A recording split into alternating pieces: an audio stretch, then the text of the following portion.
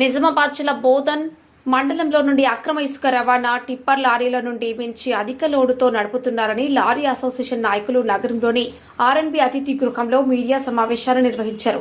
సందర్భంగా lorry association సభ్యులు మాట్లాడుతూ బోధన్ మండల కేంద్రంలోని మంచిర్యాల పరివాహక ప్రాంతం నుండి ప్రభుత్వం ఇచ్చిన పరిమితికి మించి అధిక టన్నులతో 32 నుంచి 35 టన్నుల ఇసుకను అక్రమంగా రవాణా చేస్తున్నట్లు వారు పేర్కొన్నారు. రవాణాకు సంబంధించి లారీ అసోసియేషన్ కు ఎలాంటి సంబంధం లేదని వారు తెలిపారు. ఇట్టి విషయంపై అడిషనల్ కలెక్టర్కు వినతి పత్రం కూడా అందించామని వారు పేర్కొన్నారు. ఇలా అక్రమంగా అధిక ఇసుక రవాణా చేయడం వల్ల వచ్చిపోయే వాహనదారులకు ఇబ్బంది కలుగుతోందని వారు పేర్కొన్నారు.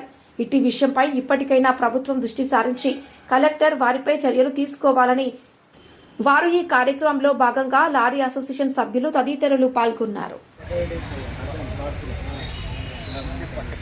వస్తున్నాయంటే ఎస్ఐ గారు లేరు, మీటింగ్ లో ఉన్నారని చెప్పేసి పంపించేసి దట్టు వెహికల్స్ టౌన్ ముందర నుంచి వస్తున్నాయి సార్. 100 కూడా డైల్ చేస్తే కూడా ప్రాపర్ గా రెస్పాన్స్ లేదు. టౌన్ ముందర నుంచి వస్తున్నాయి Edapalli 5th town 6th town main నుంచి వచ్చినా అని ఎవరు ఏం రెస్పాన్స్ తీసుకోవట్లేదు సార్.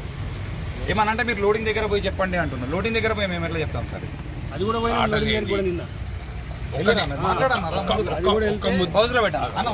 ఒక ముఖ్య ఉద్దేశం చెప్తాం. సిద్ధాపూర్ లోడింగ్ పాయింట్కి పోయినాం.